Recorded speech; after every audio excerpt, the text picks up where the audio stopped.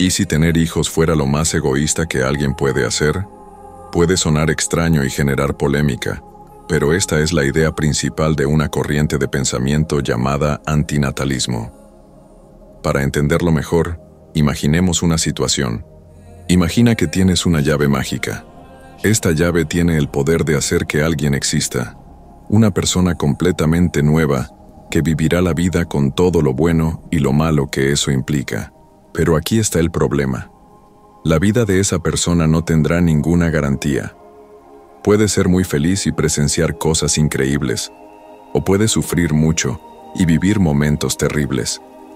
La persona que tú creas no podrá elegir si quiere vivir o no. La decisión es solo tuya. ¿Usarías esa llave? Esta es la pregunta central del antinatalismo, una filosofía que se opone a traer nuevas personas al mundo. Uno de los pensadores más relevantes de esta corriente es David Ben-Attar, quien expone sus ideas en el libro Mejor nunca haber existido. Él explica que hay una diferencia fundamental entre existir y no existir.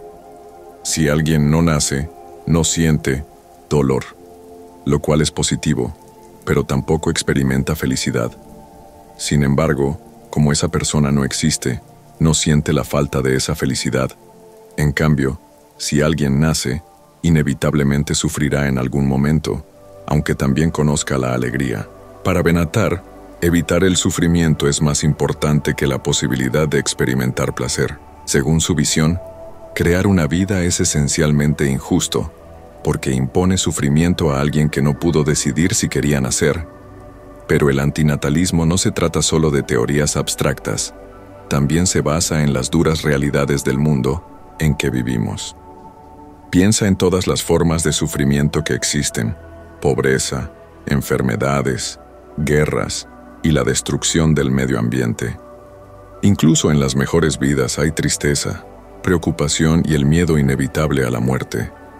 Cada nueva vida que se crea es una persona más arrojada a este mundo impredecible y muchas veces cruel. Algunos defensores del antinatalismo argumentan que en un mundo tan plagado de sufrimiento, traer a alguien a vivir es negarse a ver la realidad o actuar por egoísmo. Esta idea también se relaciona con cuestiones éticas sobre lo que debemos o no debemos hacer por los demás. El filósofo Julio Cabrera, otro pensador destacado del antinatalismo, aborda este tema desde una perspectiva moral. Cabrera sostiene que tener hijos no es un acto correcto. Según él, al crear una vida no se pregunta si esa persona desea nacer, y se le imponen riesgos y problemas sin su consentimiento, lo cual convierte la decisión de tener hijos en algo moralmente erróneo. Cabrera va aún más lejos y afirma que traer un hijo al mundo no es un acto de amor, sino un acto de poder. Poder, porque la decisión la toman únicamente los padres. Más allá del sufrimiento individual, el antinatalismo también se preocupa por el impacto que la existencia humana tiene en el planeta. Pensadores que centran su atención en el medio ambiente, como Les Knight, fundador del movimiento que promueve la decisión voluntaria de dejar de reproducirse, defienden que dejar de tener hijos podría ser una opción beneficiosa no solo para los humanos, sino también para la Tierra. La propuesta de Knight parte de un hecho claro: la humanidad ha causado enormes daños al planeta, desde la destrucción de bosques hasta el cambio climático. El perjuicio que provocamos al medio ambiente es inmenso.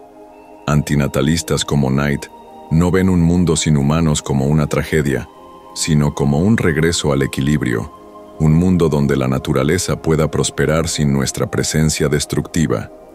¿Y qué hay de las cosas buenas de la vida? La risa de los niños, el cariño del amor, la alegría de descubrir cosas nuevas. ¿Acaso eso no hace que la vida merezca la pena?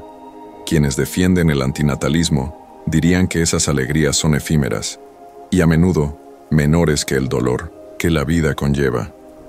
Por cada momento feliz existe la tristeza de perder algo, la preocupación por el futuro y la certeza de que habrá sufrimiento. Incluso quienes encuentran un sentido en la vida deben enfrentarse a la realidad de que un día morirán, muchas veces con dolor o miedo. Para los antinatalistas, la belleza de la vida no borra su crueldad inherente. Quienes no están de acuerdo con el antinatalismo suelen decir que es demasiado pesimista, que solo ve el lado negativo y no cree en nada. Pero muchos defensores del antinatalismo piensan de manera diferente. Afirman que esta idea no trata de odiar la vida o pensar que todo es malo. Al contrario, se trata de compasión por los demás. Es comprender cuán difícil puede ser la vida y elegir no imponer esa carga a otra persona. De este modo, el antinatalismo no es un rechazo a la humanidad, sino un acto de empatía hacia los demás.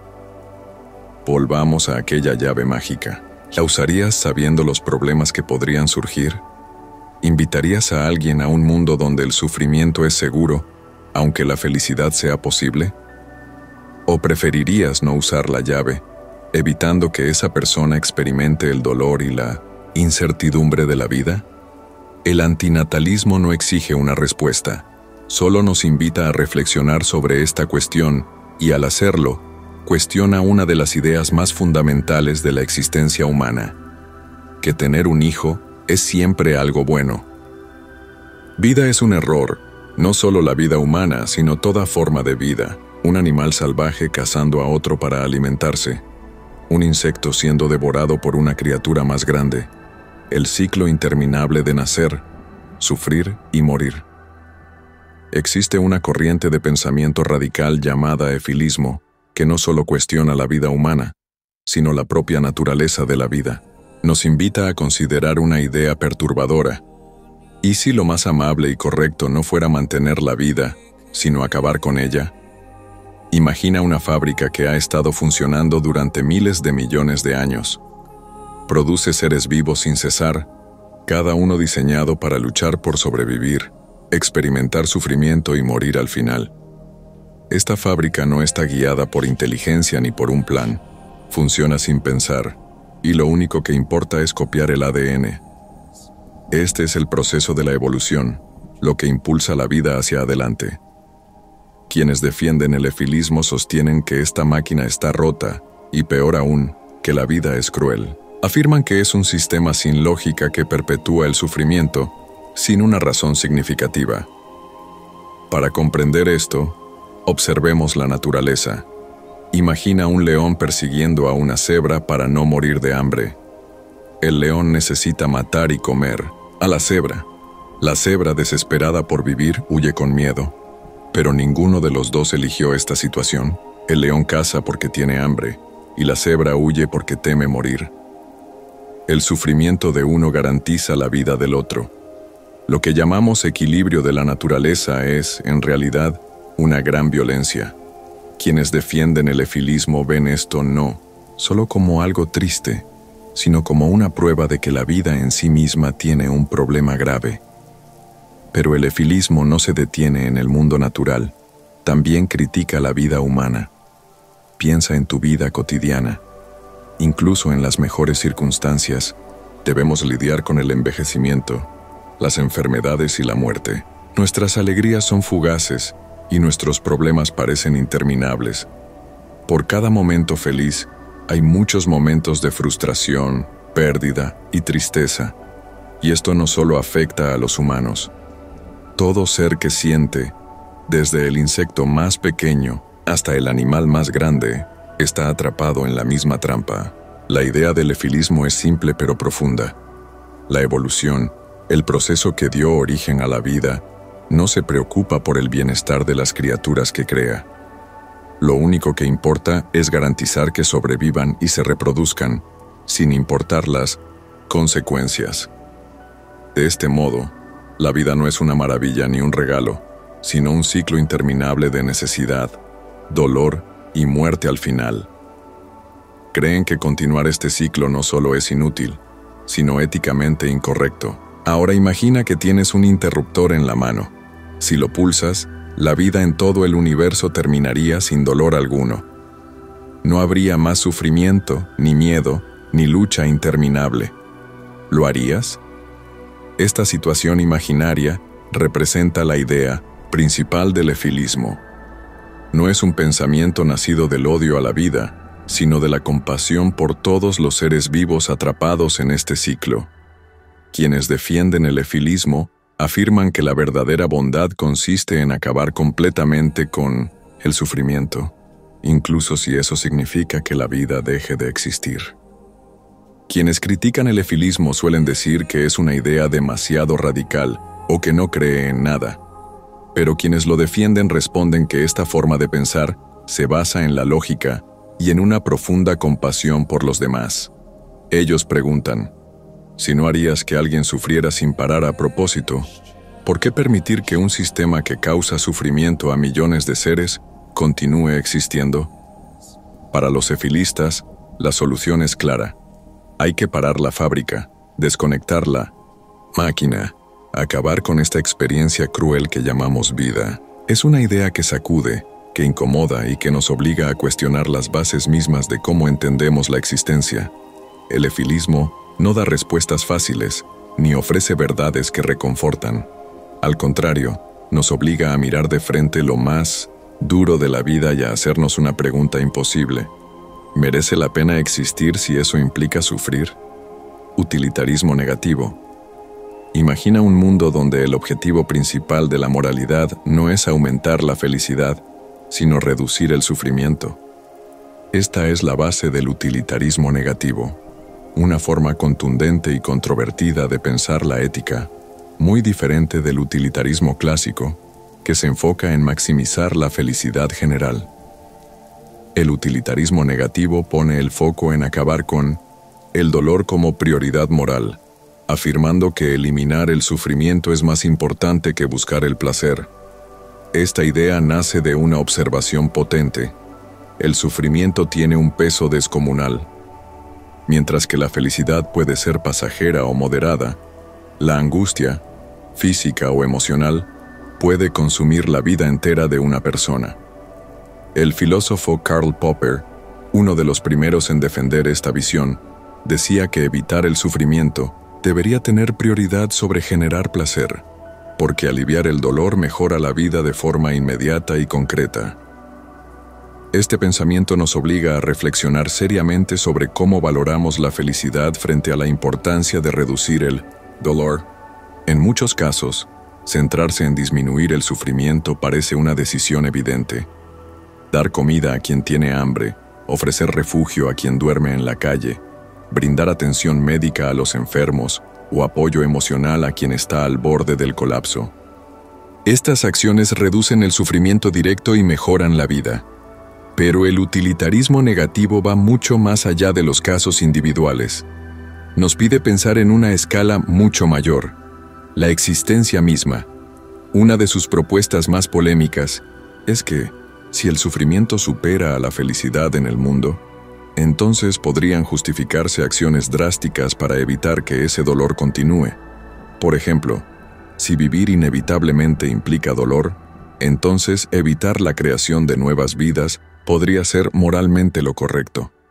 Esta idea se conecta con el antinatalismo, que defiende no tener hijos como una forma de prevenir el sufrimiento. Y aquí es donde la filosofía deja de ser solo un pensamiento abstracto y se convierte en una provocación directa al corazón de nuestra cultura. ¿Es correcto crear vidas si eso implica dolor? Sus críticos dicen que el utilitarismo negativo puede llevar a conclusiones extremas. Señalan que una obsesión por eliminar el sufrimiento puede hacer que se olviden valores como la alegría, el gozo o la realización personal. Por ejemplo, llevado al extremo, este pensamiento podría justificar la eliminación de toda forma de vida consciente, simplemente para evitar sufrimiento futuro. Esta posibilidad despierta inquietudes éticas profundas y prácticas aterradoras. Aunque muchos defensores del utilitarismo negativo no apoyan esta versión radical, la mera posibilidad muestra cuán tensa y delicada es esta filosofía. Otro desafío clave es que el sufrimiento no se puede medir fácilmente. Cada persona experimenta el dolor de forma distinta. Lo que para uno es insoportable, otro puede sobrellevar con entereza. Esta variabilidad hace que aplicar el utilitarismo negativo de manera justa y coherente sea extremadamente difícil, sobre todo a gran escala. ¿Cómo se mide el sufrimiento de diferentes personas o colectivos? ¿Cómo se compara el dolor inmediato con la posibilidad de bienestar futuro? A pesar de estos obstáculos, el utilitarismo negativo ofrece ideas poderosas para enfrentar dilemas morales reales. Nos exige prestar atención urgente a los que más sufren, sobre todo en contextos donde los recursos son limitados y hay que tomar decisiones difíciles. En salud global, por ejemplo, esta perspectiva puede orientar políticas que prioricen tratar enfermedades graves o aliviar crisis humanitarias, con el objetivo claro de reducir el sufrimiento. Es una brújula moral que nos obliga a actuar donde más duele, donde más falta hace. El utilitarismo negativo también nos invita a replantearnos cómo lidiamos con el sufrimiento en nuestra vida personal. Cuestiona las ideas culturales que afirman que sufrir es un camino para crecer o sentirse realizado, y muestra la importancia moral de la compasión y el cuidado. Al reconocer el peso del sufrimiento, podemos sentir más por los demás y sentirnos más responsables de ellos, tratando de crear un mundo donde el dolor innecesario sea reducido. Al fin y al cabo, el utilitarismo negativo no se trata de decir que la felicidad no importa, sino de reconocer que el sufrimiento es algo muy urgente desde el punto de vista moral. Nos llama a enfrentar los aspectos más oscuros de la existencia con honestidad y determinación, recordándonos que hasta los pequeños actos de amabilidad y cuidado pueden hacer una gran diferencia. Aunque esta filosofía plantee cuestiones difíciles y reciba críticas, también destaca una verdad que sentimos profundamente. Aliviar el sufrimiento es un objetivo fundamental y muy humano, que está por encima de las diferencias culturales y filosóficas. Nos pide que no olvidemos buscar la felicidad, pero asegurándonos de que, en esa búsqueda, no nos olvidemos de aquellos que están sufriendo. El movimiento por la extinción humana voluntaria imagina un mundo sin humanos, sin contaminación, sin deforestación, sin animales siendo extintos por culpa de los humanos. Esta es la visión de este movimiento, una idea que provoca y genera mucha discusión, que propone una solución sencilla pero radical para el impacto de los humanos en el medio ambiente, que los humanos dejen de tener hijos por voluntad propia y permitan que nuestra especie desaparezca para el bien del planeta y de todas las demás formas de vida. El movimiento por la extinción humana voluntaria no quiere odiar a los humanos ni defender el mal en sí mismo. La idea principal está relacionada con la pena que sienten por el planeta, por las personas que aún van a nacer y por los muchos animales y plantas que están en peligro debido a lo que los humanos hacen. El fundador de este movimiento, Les Unite, explicó que su filosofía es una acción por voluntad propia. Él dice que el dominio de los humanos sobre la Tierra ha causado un daño enorme, y lo más correcto es dar un paso atrás, dejando que la naturaleza se cure y viva bien sin nosotros. El movimiento nos pide que enfrentemos verdades incómodas sobre el impacto de los humanos como especie. Nosotros cambiamos la forma de los lugares naturales, alteramos el clima y hacemos que muchas especies desaparezcan cada año. Grandes áreas de bosques son taladas para la agricultura. Los océanos se contaminan con plásticos y el aire está lleno de gases que provocan el efecto invernadero. El movimiento por la extinción humana voluntaria sugiere que estos problemas no son solo resultados de un mal cuidado o derroche, sino que son parte de la existencia de una especie tan dominante y que usa tantos recursos como la humana.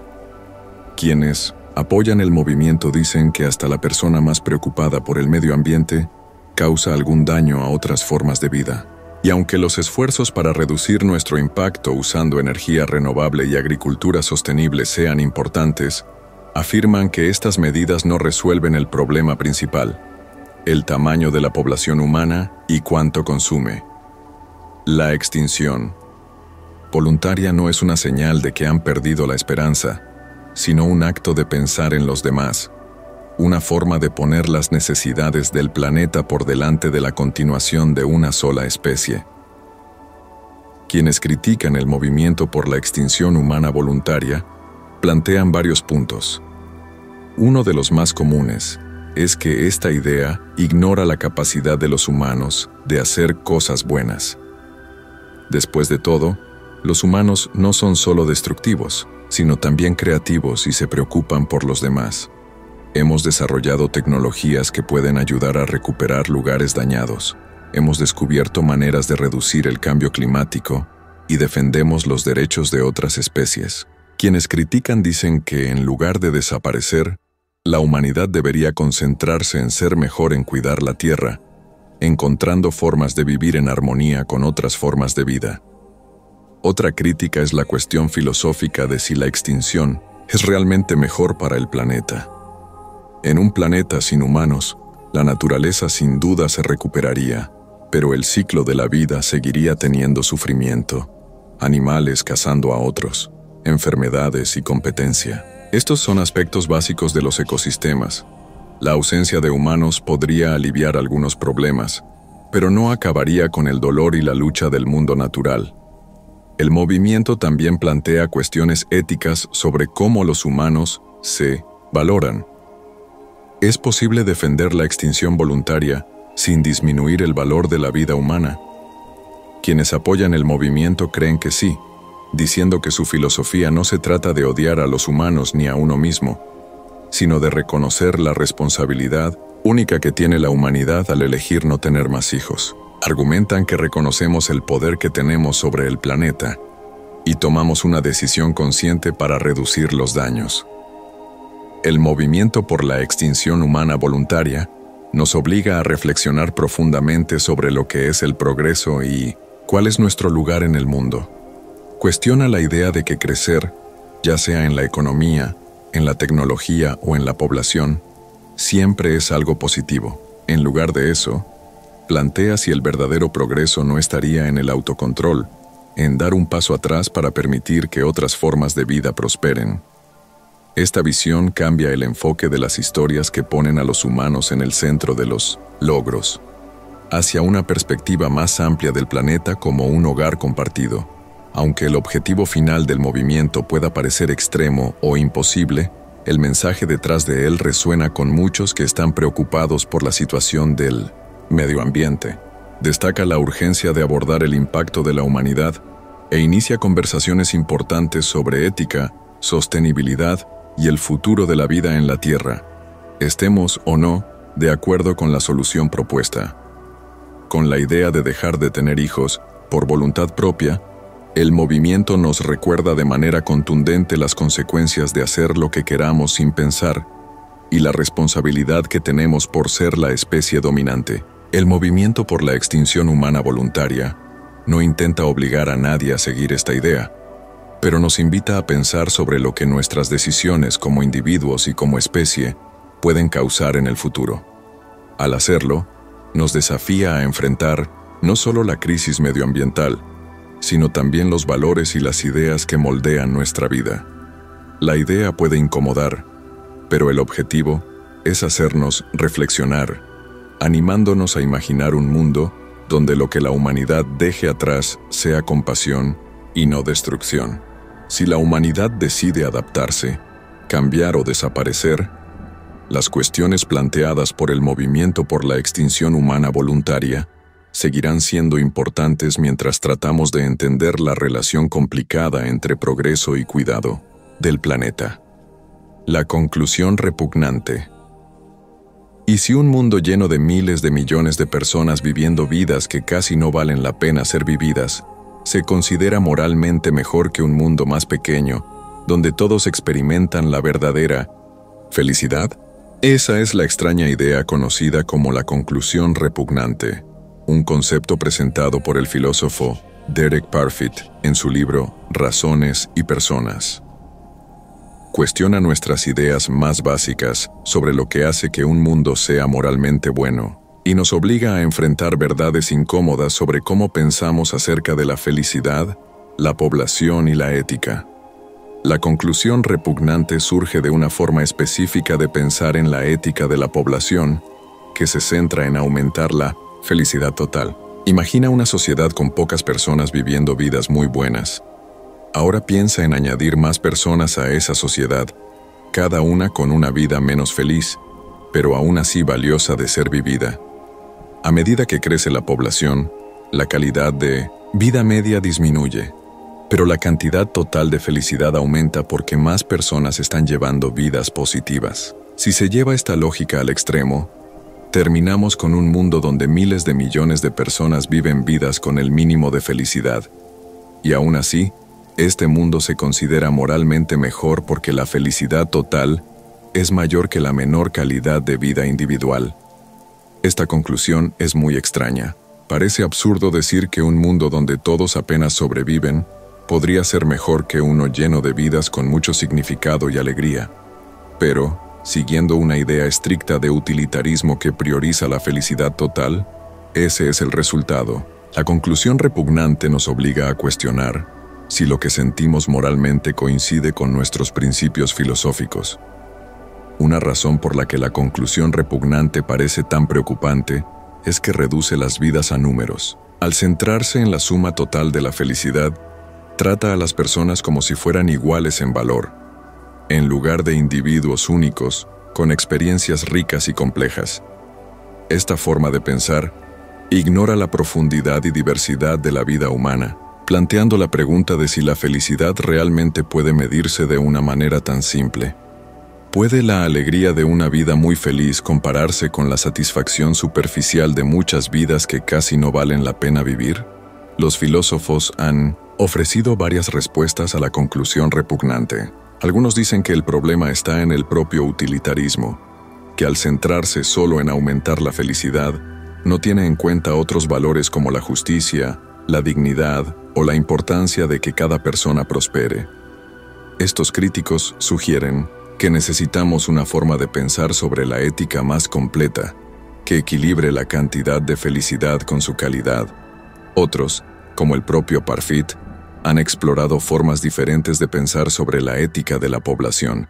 Una idea es el principio de la utilidad media, que da más importancia al nivel medio de felicidad en una sociedad que al valor total. Siguiendo esta idea, una población menor con más felicidad de media sería considerada mejor que una población mayor con menos felicidad de media. Aunque este enfoque evita la conclusión repugnante, plantea sus propios problemas. Por ejemplo, podría justificar acciones que disminuyen el número de personas en una sociedad para aumentar artificialmente la felicidad media, aunque eso cause daños. Otra respuesta a la conclusión repugnante es cuestionar si añadir nuevas personas al mundo tiene algún valor moral. Algunos filósofos defienden que la moralidad debería centrarse en mejorar la vida de las personas que ya existen, en lugar de crear nuevas.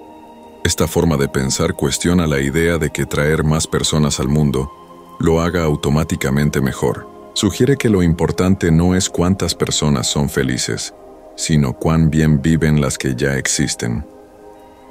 La conclusión repugnante también afecta decisiones importantes sobre población y recursos. Por ejemplo, en las discusiones sobre cómo ayudar a los países en desarrollo, quienes deciden las políticas a menudo tienen que elegir entre mejorar la vida de un número menor de personas o dar lo básico a una población mayor. La lógica de la conclusión repugnante podría usarse para justificar dar prioridad a los números absolutos, aunque eso signifique que la vida de todos sea más o menos igual. Esto plantea preguntas éticas sobre cómo equilibrar el bienestar de las personas de hoy y de las que aún no han nacido. El trabajo sobre la conclusión repugnante ha influido en muchas discusiones filosóficas, desde la ética de tener hijos hasta las responsabilidades morales de los gobiernos y las organizaciones internacionales. Nos desafía a pensar cuidadosamente sobre los valores que consideramos más importantes y las ideas detrás de nuestro razonamiento moral. ¿Es la felicidad una medida clara de una vida buena, o es demasiado simple para entender cómo es de compleja la experiencia humana? ¿Cómo comparamos las necesidades de cada persona con las de un grupo? ¿Y qué responsabilidades tenemos con aquellos que aún no existen? En el fondo, la conclusión repugnante no es solo una idea extraña, sino un espejo que refleja los problemas en nuestro pensamiento moral. Nos obliga a enfrentar la diferencia entre lo que sentimos intuitivamente y lo que nuestras teorías éticas implican. Al intentar entender esta idea, aprendemos más sobre los desafíos y los límites de la filosofía moral, y nos recordamos que buscar un mundo mejor a menudo plantea más preguntas de las que da respuestas. El problema del sufrimiento. ¿Por qué existe el sufrimiento si vivimos en un mundo capaz de producir belleza, alegría y amor? ¿Por qué también está lleno de dolor, pérdida y crueldad? Esta pregunta, conocida como el problema del sufrimiento, ha perseguido a la humanidad durante siglos. Cuestiona nuestra comprensión de la existencia, la moralidad e incluso la naturaleza del propio universo. En el fondo, el problema del sufrimiento no solo trata de por qué ocurre, sino de qué significa y cómo debemos reaccionar ante él. El sufrimiento aparece de muchas formas, desde el dolor físico de una herida hasta la tristeza de un corazón roto o una pérdida. Es una parte innegable de la vida humana, ligada a la propia existencia. Pero lo que hace que el sufrimiento sea tan difícil de entender es que nadie escapa de él. Sea rico o pobre, poderoso o débil, todo ser que siente experimenta sufrimiento de alguna forma. Esta realidad compartida plantea preguntas profundas. ¿Es el sufrimiento necesario? ¿Es aleatorio o existe un propósito mayor detrás de él? Filósofos y pensadores han abordado el problema del sufrimiento de diferentes maneras. Para quienes creen en un poder superior, el sufrimiento representa un desafío teológico. Si Dios es todopoderoso y amoroso, ¿por qué permite que exista el sufrimiento?